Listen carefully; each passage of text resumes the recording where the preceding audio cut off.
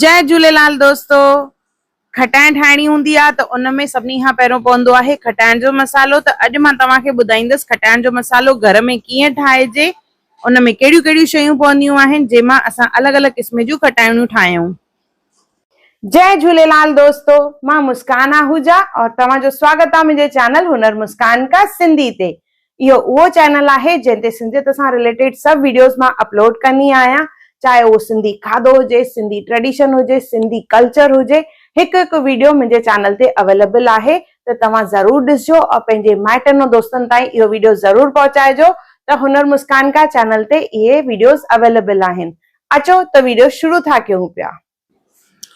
हिकिड़ो कटोरो खणंदासीं, हिकु हिकु करे मां तव्हांखे ॿुधाईंदसि कहिड़ी कहिड़ी शयुनि जो इस्तेमालु थींदो हिन में।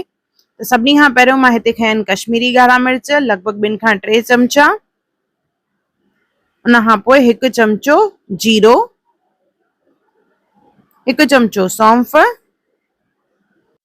1 चमचो पीली राई खणंदासीं असां, जंहिंखे राई जी दाल बि चवंदा आहिनि, 1 चमचो सॼा धाणा,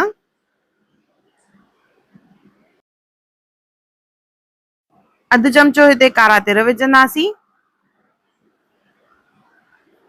उन खां पोइ हैड 1 चमचो, धाणा धनिया पाउडर 2 चमचा विझंदासीं और अधु चमचो हिन में विझंदासीं असां बसर जो बिज, जंहिंखे कलौंजी चइबो आहे। 1 चमचो विझंदासीं कारा मिर्च, तेज पत्तो ऐं वॾो फोटो। तेज पत्ता विझणा आहिनि 2 और 1 विझणो आहे वॾी इलायची यानी वॾो फोटो।